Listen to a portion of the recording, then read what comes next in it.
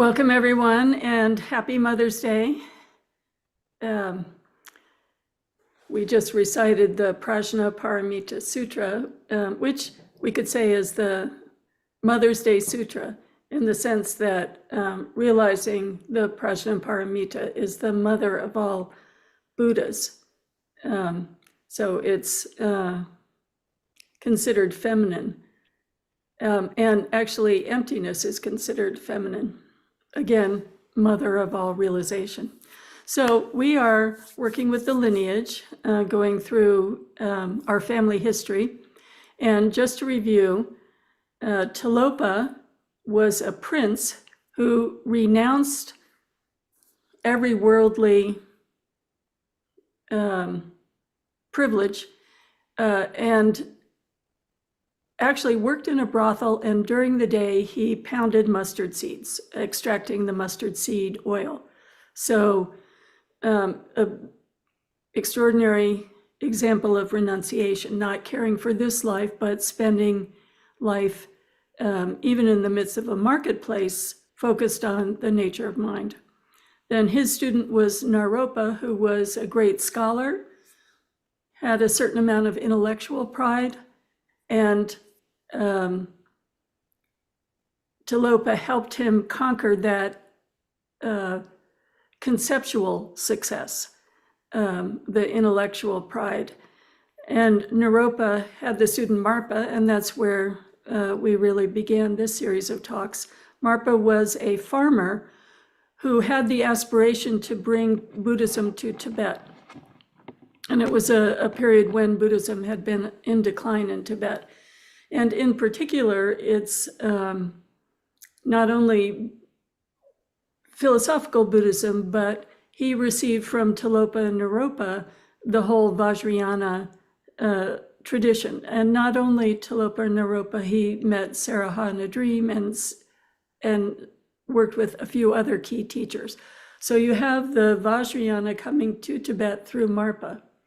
Then Marpa's student was Milarepa, who as a young person got confused and caused the death of many people. And Marpa could see that karma and created for him a path of purification. And then Milarepa spent the rest of his life in solitude. So that's the yogic tradition. And then Milarepa's major student, he had many students, many extraordinary students, but his major student was Gampopa. And I'm going to share the screen again to give you a sense of the significance of Gampopa in the Kagyu lineage.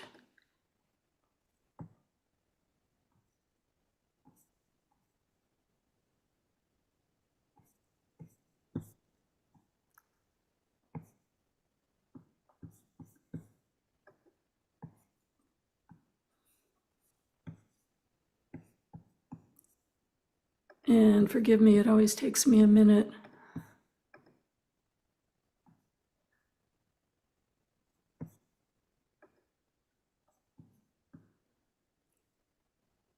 Okay, are you all seeing the picture on your screen?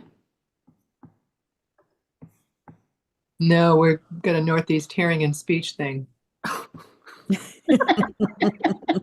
Okay, all right, let's try again. Why did that not work?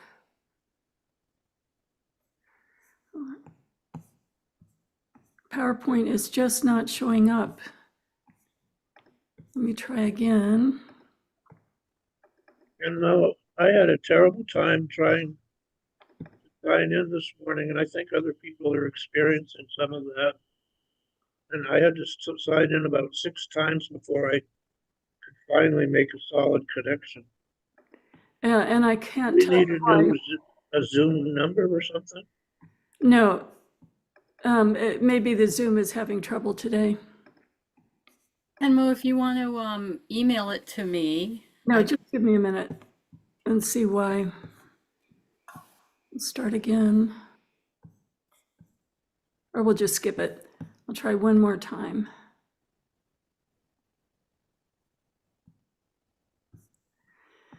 Well, that's strange. In any case, let's go back to Gampopa. Gampopa was alive in the 1100s, and he was a physician. And in fact, he was such a learned physician that some of his medical knowledge is still being used in Tibetan medicine today. And he was married with children, and when he was 26, his wife and children died in an epidemic. And at that time, he had always been interested in the Dharma, but at that time, he then renounced worldly life and committed himself to the Dharma. And he studied with a lot of really significant teachers. And this is why he's so important in the Kagyu lineage. And what I wanted to show you was something we call a refuge tree. So as you remember, all of the philosophical history has to be passed on person to person in order to be considered alive. And so due to the teachers he studied with, there are two major streams of philosophy. One is coming from a Sangha, and one is coming from Atisha Shantideva. And he united both of those philosophical streams, and he united that with the Vajrayana stream. So his connection to Milarepa was actually only 13 months. But in that meeting of teacher and student, and the receiving the Vajrayana lineage, combining it with the complete philosophical traditions, all of that then is now passed through the Kagyu lineage. He is considered the origin of the Kagyu lineage. So he's really an important figure, and we study directly his texts. His most famous text is the Jewel Ornament of Liberation, where he organized all of the Buddhist teaching from the sutras, and with support of the complete philosophical tradition, we have a what we call a lam rim, or a progression of the path teaching. Previously, when you would study the sutras, you would have, all right, Buddha gave a lecture here, he gave a lecture here, and then as an individual scholar, you'd have to then see, how do I organize a coherent path? What the Buddha taught was dependent on the group of people he was addressing as he was traveling and teaching. And now we have the Lam Rin tradition, where everything is organized in such a clear way. So here he is, a scholar, and he's been working with all of these wonderful teachers, but it hasn't resulted in enlightenment. And one day he hears the name Milarepa, and there is that karmic awakening, that devotion just upon hearing the name. And so he gets permission from his teacher to go seek out Milarepa. And in all of the teachings, the biographies are written in such a way that it's a teaching in itself, how everything unfolds. So he hears about Milarepa, he goes to find Milarepa, but when he arrives, he's not taken right in to see Milarepa, even though Milarepa knows he's coming, knows that he is going to be the key person that expands the teaching into the lineage that lasts thousands of years. Because Milarepa can see that he has some pride. And so he gives an instruction to a disciple, have him go meditate. So Gampopa goes and meditates for a month, and then Milarepa invites him. And then remember, Milarepa is living a life of total renunciation, He doesn't even have a pot. He wears just a cotton cloth. He lives in a cave. So this distinguished man who comes from, the very respected scholar, very respected physician, and he meets Milarepa.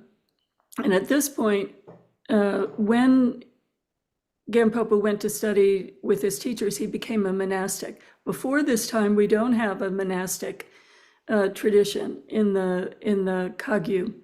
Kagyu doesn't exist yet. In this Vajrayana tradition, this is the entry of the monastic aspect of it, which means he has all of the rules of ordination. So he goes to see Milarepa, and Milarepa offers him a big bowl of beer.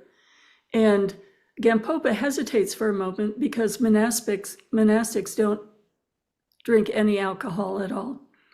And Milarepa looks at him and says, "Don't think so much, just drink."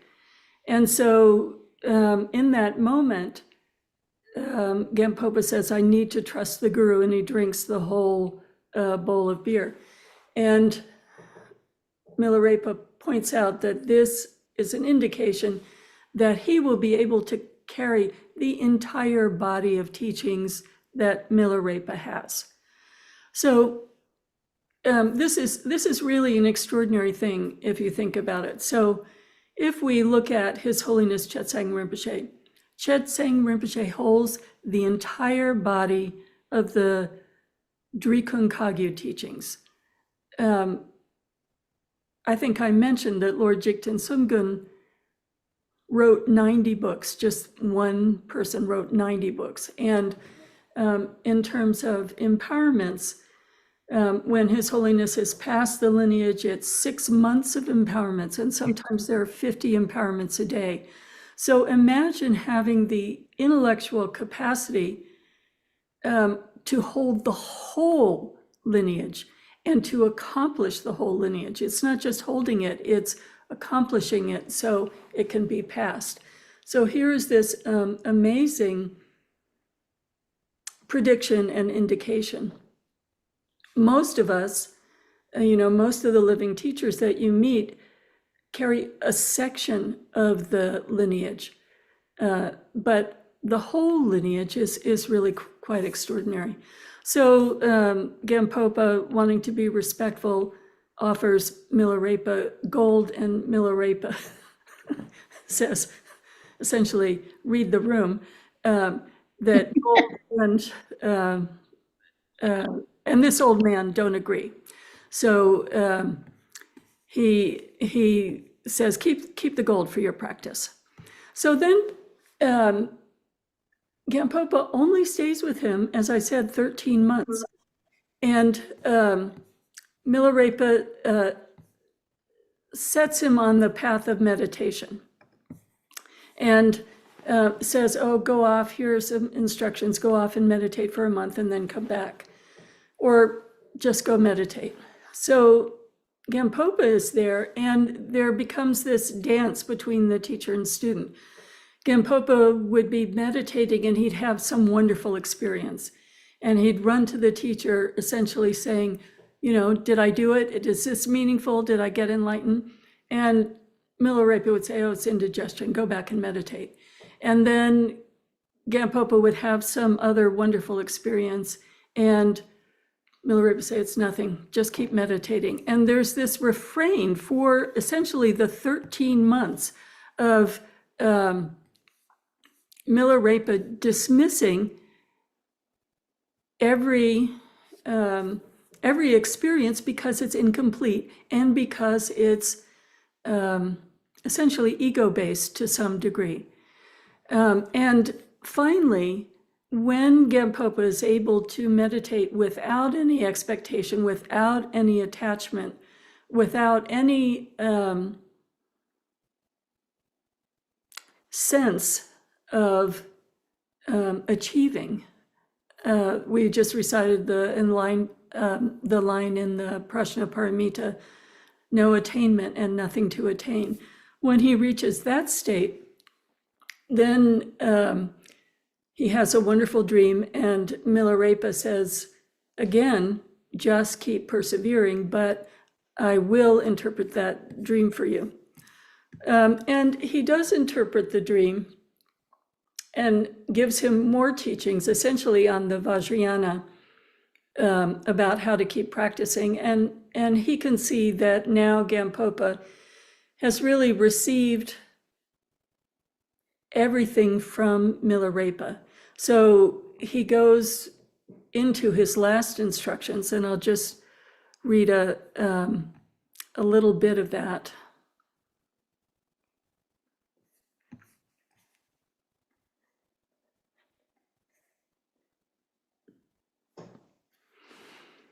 Generally, the root of mind does not cut, even if one has the meditative experiences of bliss, clarity, and non-thought.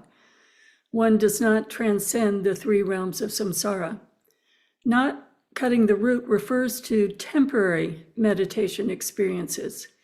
If one is asked what then is the authentic path, it's when a qualified guru introduces a worthy student into the nature of mind and guides them. That innate knowing, awareness, exists pervasively in all sentient beings. In all Buddhas, the appearance of the Dharmakaya is clear. For the yogi, having meditated by illustrating it through measureless methods, the view is realized by its own power. Afflictive emotion seeds and conceptuality are naturally cut by their own power. Primordial wisdom dawns by its own power. At that time, realization experience cannot be uttered in speech. For example, it's like the joy of the young girl or the dream of a mute. Although the ground exists in all sentient beings, they do not recognize it. Therefore, it's important to rely on a guru who possesses the lineage. Furthermore, that innate awareness, its depth is not directed anywhere. Its gates are not blocked. It cannot be illustrated by any example. It cannot be reached by any object of expression. It cannot be illustrated by any convention. Therefore, do not fabricate or alter it. Rest loosely in the natural, unfabricated state. So you can see the dynamic of the dedication to meditation and then going back to the guru, and the guru seeing that there's still a degree of conceptual fabrication. He's telling Gampopa it can't be expressed. There's no symbol for it. It will dawn on its own. You have to persevere. So the relationship between Milarepa and Gampopa has a lot to do with teacher-student relationship, and this time it's a wonderful loving relationship, let's say, relative to Marpa. And he's seeing, okay, what is the key that Gampopa needs to understand? And it's going beyond conceptual limits. And so there is this teaching on perseverance. And really that's very much in the tradition that we work with today. Anytime I've gone to a teacher asking about a retreat, they go, and then they change the subject, because it's something that will dawn on itself and it's beyond expression. So you start to see how the lineage starts to form, how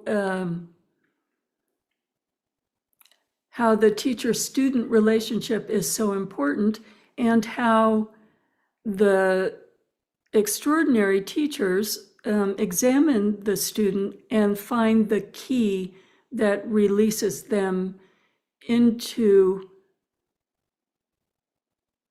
their own meditation, which reveals the nature of mind naturally. So Gampopa is ready. He's not enlightened, but he's ready to take his leave of Milarepa. And at this point, he's 36. And Milarepa sings a beautiful song of goodbye to him and tells him that his activities will surpass any of the students, surpass Milarepa's own activities, essentially a prediction of the Kagyu lineage, including all of the different Kagyu schools.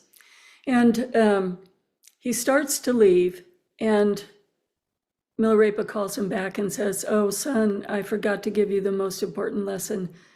Forgive me. I didn't mean to withhold it." And Gampopa says, "Oh, please give me, your last teaching." And so Milarepa turns around and he flips up his robe, and he has meditated so much that his bum is one entire callus. So again, the focus on not straying, not fooling yourself, persevering until complete enlightenment. And so, all right, he's 36. He starts to gather many students. He forms many monasteries. Hundreds of thousands of students are there. And he goes back and forth between establishing a monastery and then realizing at any time when his own meditation starts to become diluted, then he goes into retreat and in solitude. Then he comes back and does activities, teaching more, being with people more, then going into retreat. So there's this, 45, 50 years more of persevering in meditation. And there are records kept by one of his close students that indicate that he didn't actually achieve enlightenment till very near his death in his mid-70s. So it's tremendously interesting to see. There was this key meeting. He was always devoted to Milarepa as his root guru because although he had many teachers, Milarepa was the key to the expansion of his experience, the expansion of his mind. But subsequent to Milarepa, he still had many teachers.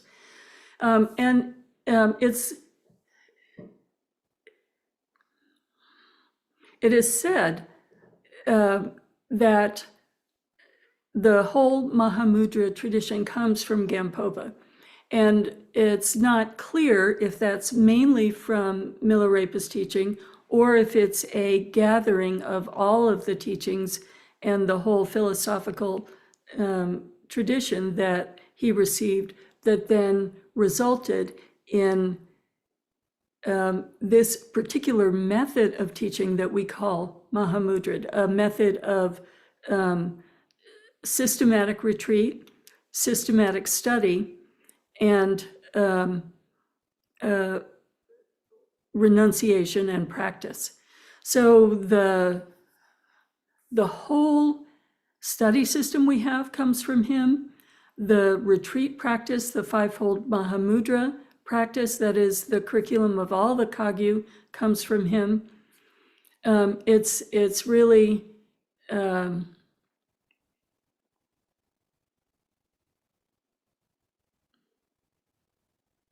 he's really alive in our practice, in our daily studies and daily practice, to the point that we begin every practice in our Sangha with the four Dharmas of Gampopa, that beautiful prayer in the beginning.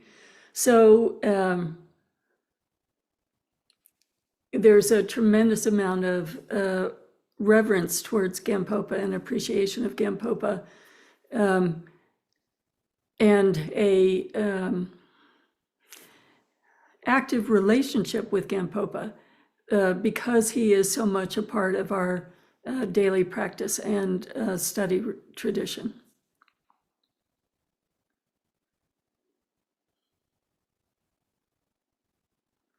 So let's go back to the 4 dharmas of Gampopa, the part that you're familiar with, and let's just recite that and contemplate that for a minute and think about the very alive connection we have to Gampopa. So if you want, you can put that up on the screen.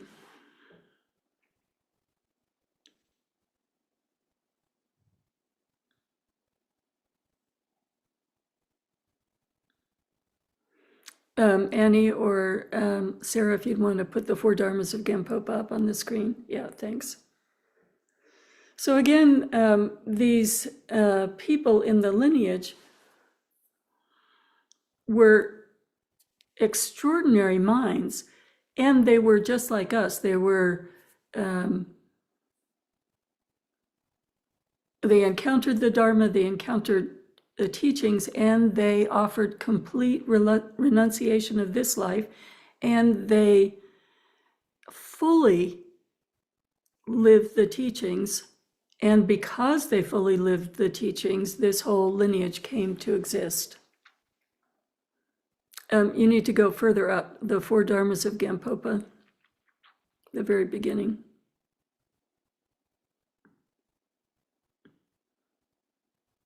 There you go. Grant your blessing so that my mind may turn towards the Dharma. Grant your blessing so that Dharma may progress along the path. Grant your blessing so that the path may clarify confusion. Grant your blessing so that confusion may dawn as wisdom.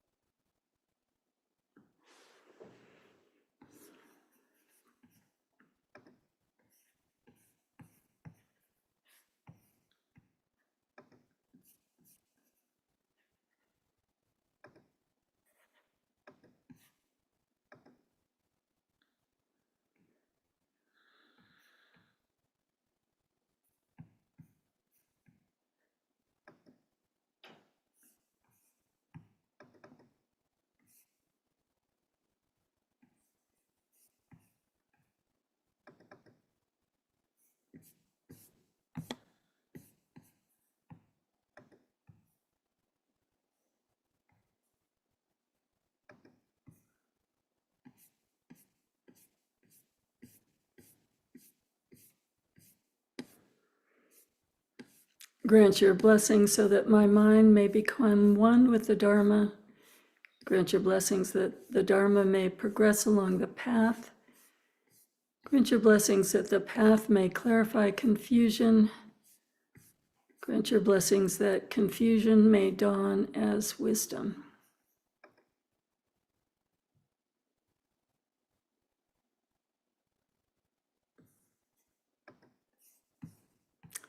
Okay, I'm going to try one more time to see if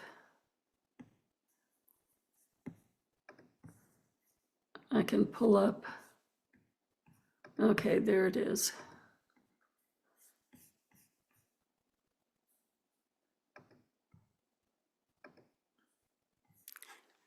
So here you see the whole Drikung Kagyu lineage, and this column is the Vajrayana lineage.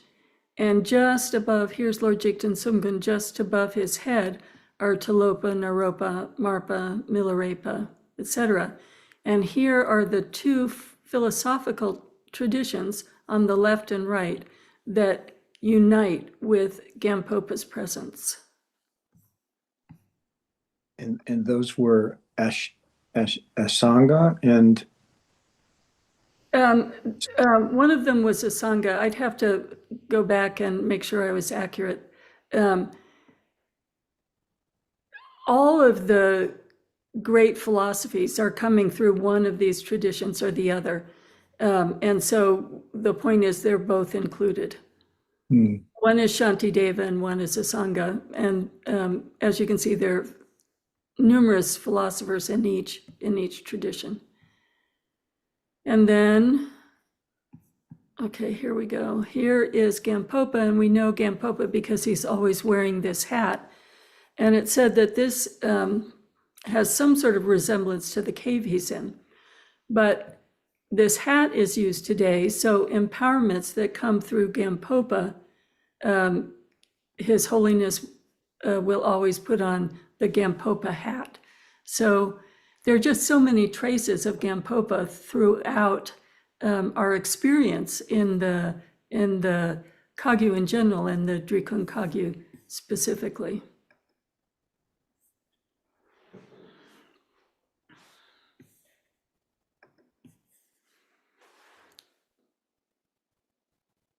Okay, so let's do a dedication, short dedication, and then have discussion, particularly around perseverance, the different kinds of teacher-student relationships, the testing process, and I'm curious to know if it's starting to feel like your ancestors. Do they have a presence, like we can think of George Washington and know how he contributed to what we're experiencing today? Are you starting to have that connection to the lineage? Bodhicitta, excellent and precious mind, where it is unborn, may it arise. Where it is born, may it not decline, but ever increase higher and higher.